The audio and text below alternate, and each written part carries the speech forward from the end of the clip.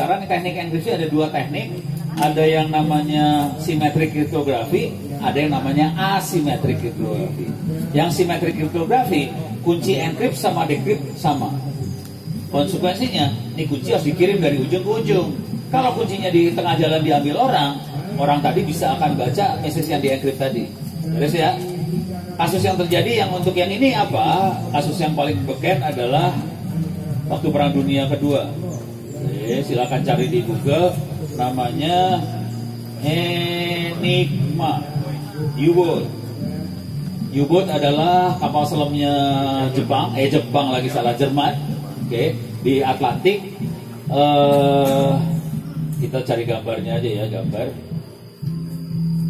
Nih kapal selamnya Jerman ini, yang satu ini difoto pada saat akhirnya dia kesudut, terpaksa muncul di permukaan, ditangkap sama kapalnya Jerman. Jadi selama ini sampai kapal ini ditangkap, si Amerika tidak bisa mendeteksi Jerman ngirim berita apa. Jadi mesin Enigma itu seperti ini yang ada di kanan, sudah dimasukin kuncinya dan mereka akan ngirim pakai Morse. Kapal selam waktu zaman dulu kan nggak ada komputer ya, jadi makanya Morse ke ujung sebelah sana. Nanti dari Morse itu dia deteksi, oke, berasal kuncinya berarti beritanya kayak gini. Kuncinya nggak bisa diambil sama tentara sekutu, tentara Amerika, sampai kapal selam ini terpojok, akhirnya tertangkap, terus mesin Enigmanya berhasil diambil, akhirnya Amerika bisa monitoring Jerman ngirim perintahnya apa, hajar habis kapal selamnya Jerman. Jadi dia makanya symmetric key. Contohnya ini, terus ya. Jadi masalahnya adalah distribusi kunci rahasia tadi. Kalau mesinnya ketangkap urusan berabe. Oke. Nah, akibatnya dikembangkan yang namanya ini public key cryptography. Public key cryptography kuncinya ada dua sepasang, ada public, ada private. Oke. Dan itu sepasang. Public sama private ini akan ngomong. Private-nya Ono hanya ngomong sama public-nya Ono. Gak bisa sama public-nya orang lain. Oke. Jadi kalau ada orang ngirim berita di encrypt dengan public key-nya Ono, yang bisa buka hanya Ono karena Ono yang punya kunci private-nya. Kunci private-nya bisa kita ganti pakai sidik jari, retina mata, pakai suka-suka sih sebenarnya apa aja. Oke. Cuman agak bahaya kalau sidik jari, retina mata. Dan ini dipakai juga untuk jadi security kunci mobil misalnya. Kunci mobil hanya, atau handphone lah. Handphone bisa dibuka kalau pakai sidik jarinya doang kan. Solusinya gimana supaya penjahat bisa ngebuka handphonenya? Ya gampang, jarinya dipotong. Oke. Jangan khawatir, kejadian. Jadi dipotong biar bisa buka. Kejadian itu jangan khawatir, beneran. Jadi mainan kayak gini taruhannya nyawa sih sebenarnya, beres ya.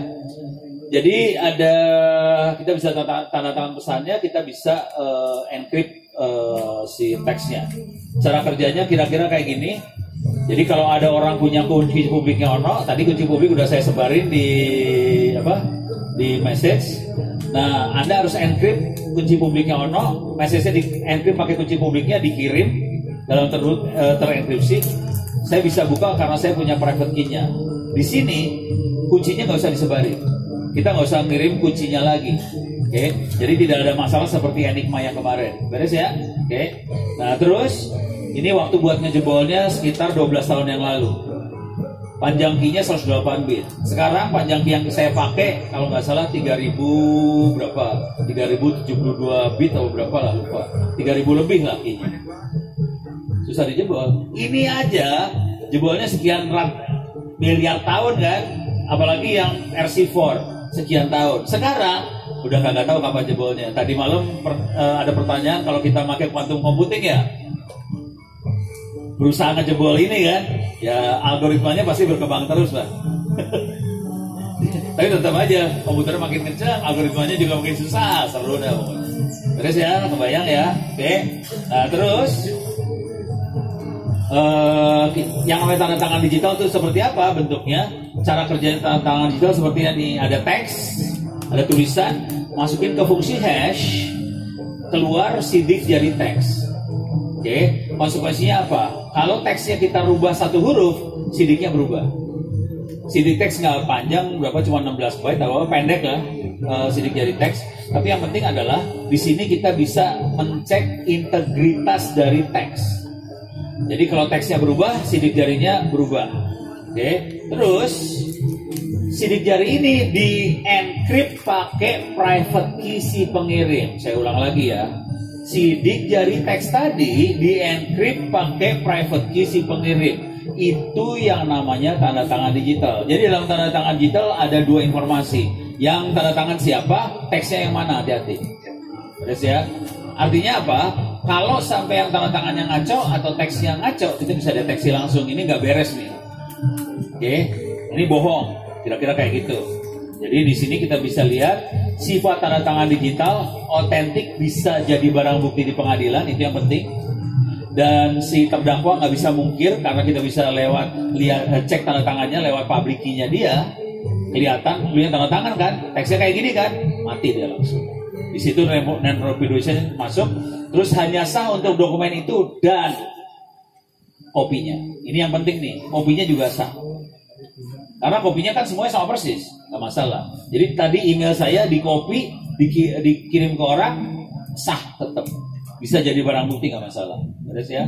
Dan yang penting lagi, diperiksa dengan mudah oleh siapapun. Jadi masalah auditnya jadi beres karena yang kita pakai bukan private key, yang kita pakai buat public key buat audit.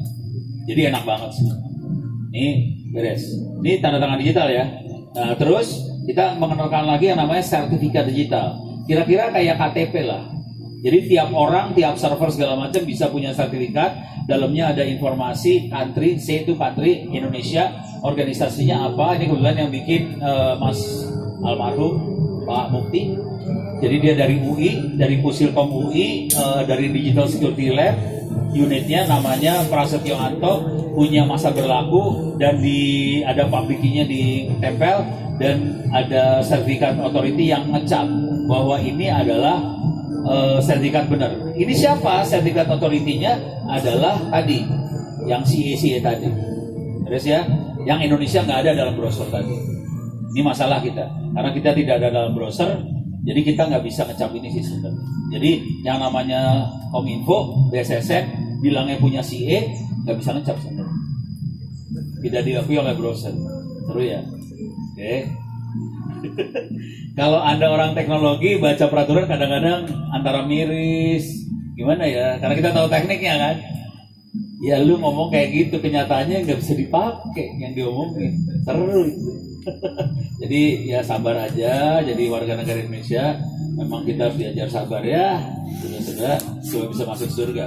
Terus keuntungan dengan sertifikat digital bisa bikin pipa komunikasi yang tertutup antara dua pihak. Misalnya kita pakai VPN, ini saling autentikasi, klien autentikasi server, server autentikasi klien. Biasanya yang kita autentikasi hanya servernya aja, kliennya nggak autentikasi. Kalau ini dua-duanya saling autentikasi.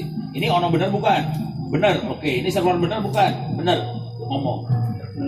Perhatiin kalau kita pakai HTTPS, itu user autentikasi web. Tapi web tidak pernah autentikasi user. Hati-hati. Jadi webnya sebenarnya blow on. Autentikasi user lewat apa? Lewat username password, lewat factor authentication apa segala macam, ya lewat itu. Harusnya servernya bisa autentikasi ke user lewat sertifikat juga. Tapi teknologinya nggak dikembangin sampai situ karena ada masalah manajemen, bagaimana usernya daftar segala macam. Terus ya, terus membuat bisa autentikasi, bisa membuat dan memeriksa tanda tangan digital, bisa bikin surat izin digital, bisa diperiksa secara offline. Contoh yang real yang namanya surat izin digital adalah paspor digital. Kalau kita minta password, biasanya di imigrasi dikasih pilihan, pengen password kertas atau digital. Dikasih sama dia. Kalau mau, ya ini contoh yang paling real dari penggunaan ini adalah paspor digital. Contoh yang lain lagi adalah KTP. Jadi itu semua adalah turunan dari ini sih sebenarnya. Ngerti ya? Oke. Nah, kemudian cara transaksinya seperti apa? Seperti ini transaksinya.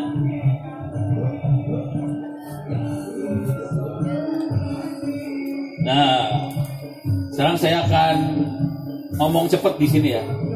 Yang terjadi ini adalah kita kirim message dari titik ini ke titik sana. Kalau kita kirim email kan cuma ngetik, klik send sampai ujung sebelah sana kita langsung baca. Beres ya. Cuman tidak ada yang ngecek autentikasi, tidak ada yang ngecek integrity, tidak ada yang ngecek macam-macam, nggak dicek. Sekarang saya kasih lihat proses ngecek benernya. Teks masukin fungsi hash, dapat message digest di encrypt pakai private key si pengirim. Private key yang dipakai karena ini punyanya Alice. Private key dapat tanda tangan digital. Tanda tangan digital ada dua fungsi, dia bisa identifikasi yang tanda tangan siapa, teksnya yang mana. Terus ya, teks sama tanda tangan digital sama sertifikat pengirim dijadiin satu, ditempel jadi satu, di encrypt lagi pakai symmetric key. Jadi yang tadi ada teori ada public key, private key, ada symmetric key, dipakai dua-duanya, dapat encrypted message. Oke. Pada titik ini kita nggak akan pernah bisa baca message-nya seperti apa, kayak tadi saya kasih lihat message-nya nggak kebaca tuh. Oke. Cuman ini symmetric key harus dikirim ke ujung sebelah sana dan nggak boleh orang lain bisa baca. Caranya gimana? Cara kirim symmetric key, kita ambil sertifikat digital dari si Bob yang dituju. Bob punya sertifikat digitalnya udah pernah dikasihin ke Alice. Tadi perhatiin, saya kirim email isinya public key saya. Jadi kita pakai public key-nya Bob, ini di encrypt symmetric key-nya kita dapat digital envelope. Jadi ada message yang di encrypt, ada digital envelope. Dua-duanya nggak akan bisa dibaca sama orang. Semuanya bentuknya cacing-cacing, nggak bisa dibaca. Dah. Digital envelope dibuka oleh private key si Bob. Karena kita encryptnya pakai public key Bob yang punya private key, dia bisa buka digital envelope, kita dapetin symmetric key-nya lagi. Symmetric key-nya dipakai untuk decrypt, untuk buka message yang di encrypt tadi. Pas di decrypt kita dapat message-nya lagi. Ada message, ada tanda tangan digital, ada sertifikat digital si Alice. Tapi pada titik ini kita sebenarnya sudah bisa baca message yang dikirim. Terus ya, cuman kita belum tahu ini benar-benar Alice yang kirim bukan. Ini message-nya berubah nggak di jalan? Kita nggak tahu. Sekarang kita akan ngetes. Cara ngetesnya gimana? Message masukin fungsi hash, dapat message digest.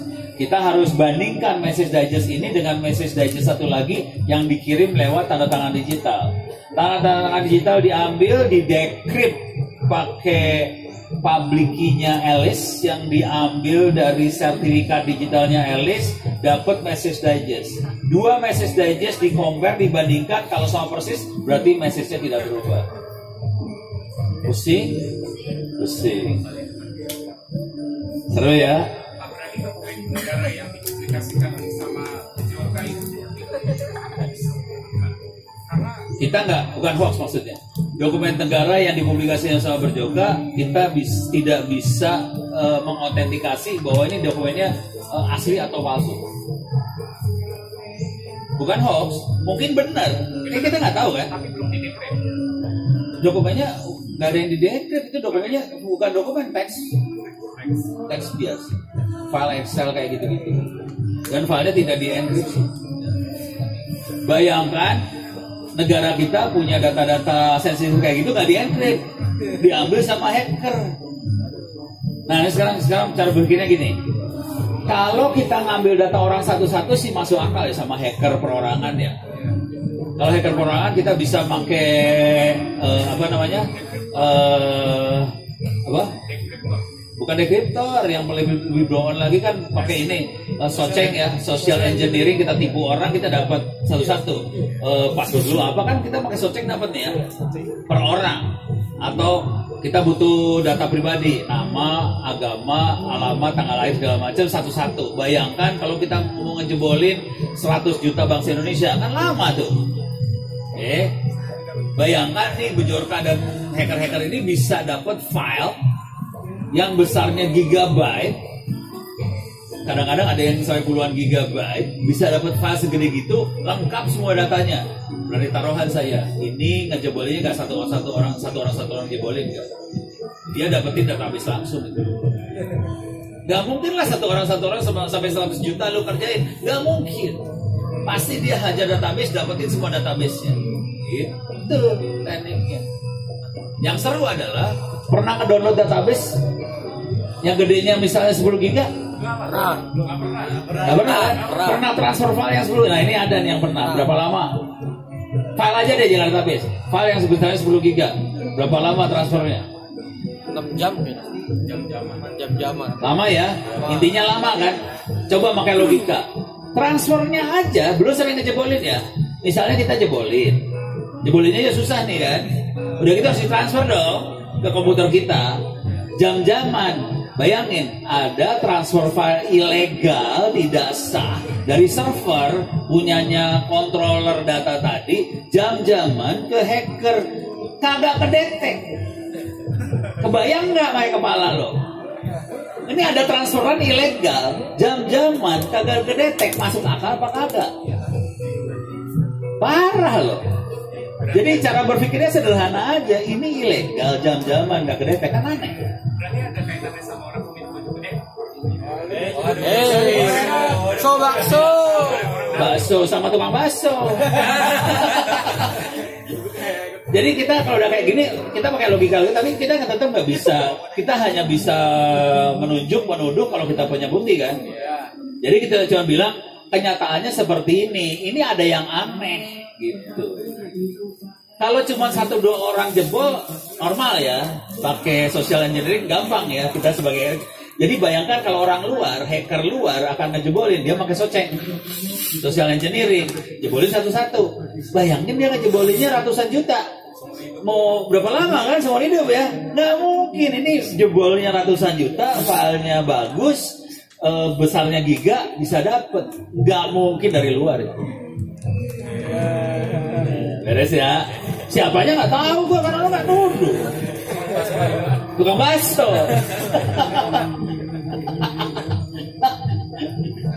Ini udah beres ya urusan yang ini ya. Oke, sampai sini dulu, ada pertanyaan nggak? Ntar gua lagi demoin yang lebih parah-parah soalnya. Saya mau tanya Prof, Ya. itu pertukaran enkripsi antara si Elis komputer dan Bob itu ada event lognya nggak ya? Maksudnya ada catatan digitalnya nggak ya? Ada lah. Ada di log email ada. Berarti per menit itu ada. Ada. Dari setiap kayaknya. Si ini kayak ini nih, balik lagi ya. Nih kita lihat di sini lah. Lognya ada di server, ada di klien juga ada. Saya akan masuk sini ya. Oke, kita lihat nih. Cara ngeliatnya gini saudara-saudara. Ini namanya forensik. Oke, kita masuk ke sini more. Oke, view source. Kelihatan lewat mana aja, jam berapa, kelihatan tanggal berapa, jam kelihatan semua dah. Berarti nggak ada ketinggalan ya? Kagak kelihatan lah lewat mananya kalau pakai email ya. Kalau file transfer juga kan misalnya pakai SCP segala macam itu di log, siapa yang login, tanggal berapa, jam berapa, file mana yang diambil, ada lognya semua. Cuma yang bisa ngomong kan yang pegang server ya. Ono kan tidak pernah pegang server itu. Karena orang baik kan, jadi nggak pernah pegang server itu. Ini para penjahat mulai nanya. Kenapa ya? Tadi kemarin pada duduk di belakang, saya duduk depan nih Pak. Gue curiga. Apa? Berarti kalau untuk tanda tangan yang gambar itu nggak bisa dicek kayak gini ya Pak? Nggak sah lah. Oke. Ya. Apa? Anonymous email. Pakai Gmail atau maksud gimana? Anonymous emailnya kayak gimana sih bentuknya? Gue. Misalnya kalau kita ke hotel, kalau kita mau pakai wifi-nya hotel, kadang hotel minta email kita untuk. Oh, email buat login.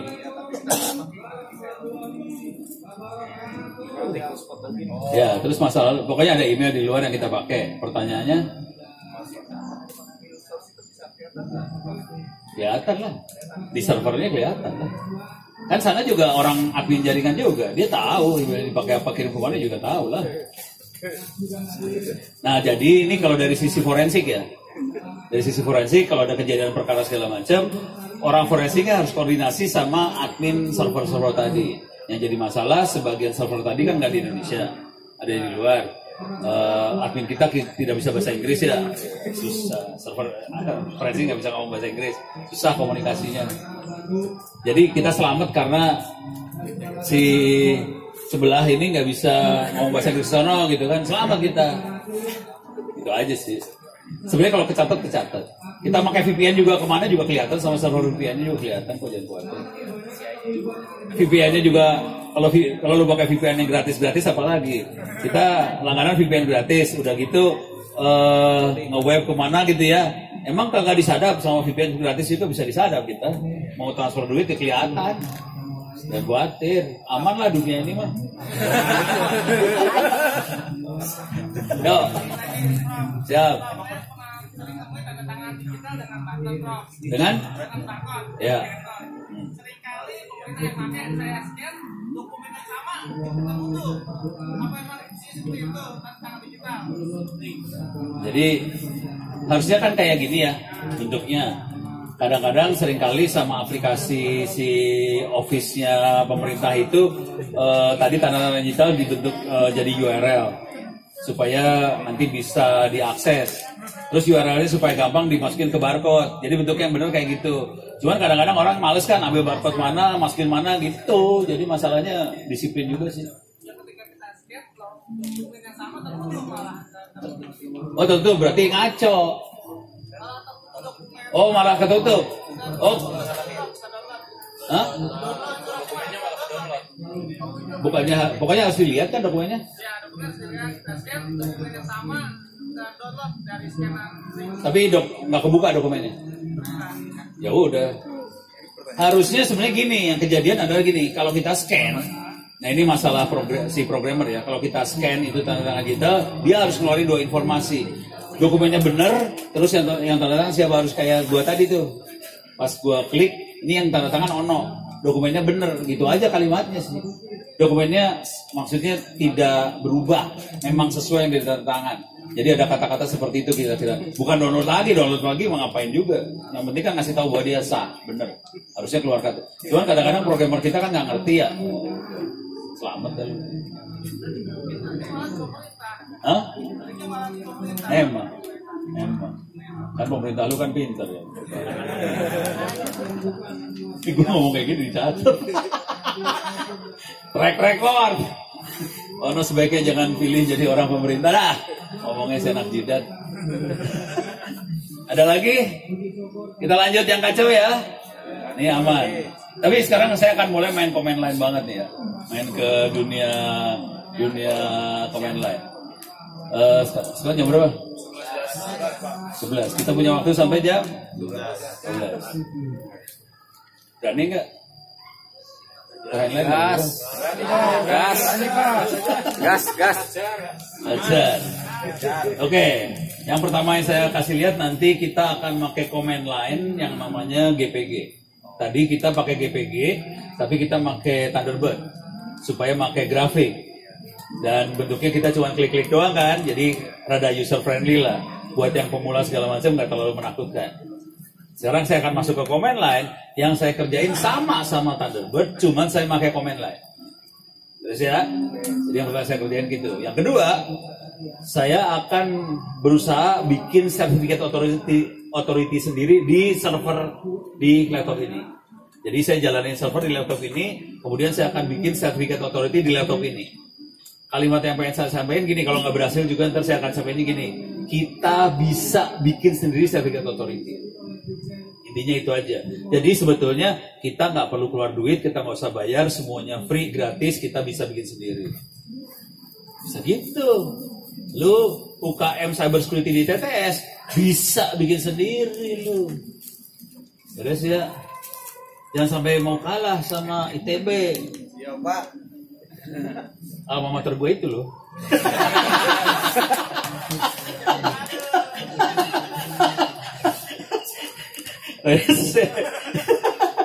Parah. Oke, lanjut. Kita cek dulu tapi ya, sebelum masuk terlalu jauh, saya cek dulu. Dunia kita pakai sertifikat authority-nya siapa? Oke. Cara ngeceknya masuk ke sini, masuk ke Ono Center Area Wiki. Open SSL Bank. Oke. Jadi maka Open SSL saya akan meneropong, saya gedein lah, meneropong situs e-banking. Oke. E-banking kan pakai HTTPS. Tolong diingat aturannya, CA yang dipakai harus CA Indonesia. Indonesia cuma ada 2 CA yang resmi ya, Kominfo sama BSSN. Dia pakai CA siapa nih? Gitu kan? Nah, seru nih urusannya. Oke. Cara neropong perbankannya adalah ini dia. Ini contoh yang pertama, kita cek pakai Whois. Tapi saya nggak akan Whois nggak kelihatan dia pakai siapa ya. Saya akan langsung pakai Open SSL. Ini Nmap buat ngeliat. Nah dia di sini. Oke. Clear. Sorry.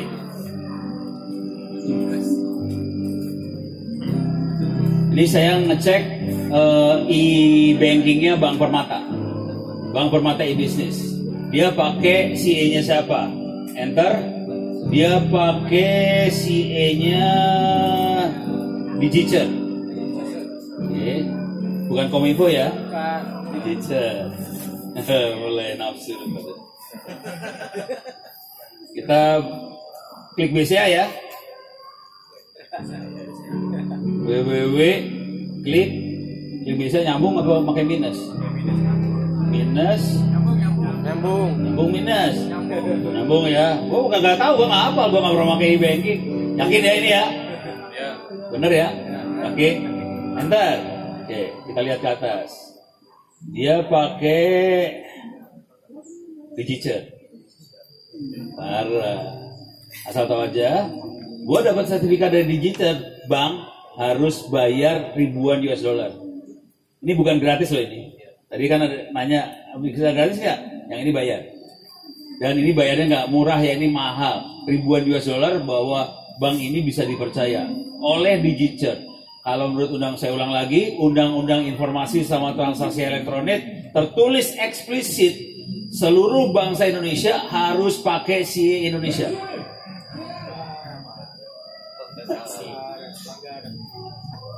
Cari lagi. Apalagi? Mandiri apa? .go.id atau dot? Hah? Ko.id ya? Mungkin dia ini, hah? Oh, Bank Mandiri. Gua kagak hafal gua. Bank Mandiri .co.id ya? Ko.id ya? Oke. Anjir. Digital. Oke, kelihatan dia PT Mandiri Persero digital. Bank-bank ada pakai digital nih. Kelihatan nih langsung kan. Duitnya lari kemana kelihatan nih. Coba kita cari siapa lagi. Kita cari lembaga pemerintah ya. Yang paling keren kan Kominfo ya. Kominfo. Ini perhatiin saya tulis 443 ya. 443 adalah portnya HTTPS ya. Kalau HTTPS dia harus pakai sertifikat. Enter. Oke, kita lihat ke atas. Oke, terus ke atas. Beda dia. Pakainya global sign. Oke. Hah? Lebih murah. Ya lu bisa bandingin sama Ono juga bisa. Ono paling murah dah. Ono Center. Saya punya sertifikat tuh, jangan gua aja. Emang gua kirim banget enggak lah. .id. Ada Ono Center RID ya. Enter. Ada. Kita lihat. Ini ada di Great Manchester, Salford. Oke. Komodo. Tapi lokasinya di Salford sebenarnya Inggris sih, bukan Kanada. Inggris gitu. Ada sih ya. Ininya di Inggris, cuman dia kayaknya punya ini ke user trust di New Jersey di Amerika. Terus dari situ yang masuk ke Indonesia aja. Kira-kira kayak gitu. Tapi ini murah. 110.000 ya? Oh iya. Ya, 110.000. Lu tahu aja yang murah. Rese. Siapa lagi? BSSN ya. Kita lihat BSSN. Petangga. Apa? QQ. KYU. Slot. Alhamdulillahirrahmanirrahim. QQ apa domainnya? Gini tulisnya. QQ kayak gini tulisnya bukan? Oh. Q pakai I, Pak. Q pakai I, Pak. Ki. Ya. Kui. Kui. Oh Q. Q lagi gitu. Ini. Ya, nggak tahu saya. Wah, gue mau nggak tahu, nggak pernah main slot. Cuman lihat aja orang pada main slot semua. 99.com. Oh 99.com tuh orang hafal tuh. 99.com. Ya oke, kita lihat. Oh ini maksudnya di luar negeri sih, nggak ada masalah, dia mau kayak apa aja juga boleh. Nih kita lihat. Tuh kan kelihatan nih. Pakai global sign sama dengan Kominfo. Iya. Jadi Kominfo sama dengan satu keluarga dengan 99.com. Oke. Parah. Kita lihat BSSN ya. www.bssn.go.id. Tolong diingat baik-baik ya. Kominfo punya CA, BSSN punya CA. Lihat webnya, pakai CA siapa? Itu dong kalimatnya, kan keren ya. Enter nih bssn.go.id, kita lihat dia pakai CA-nya siapa nih? Tetangga. Global sign.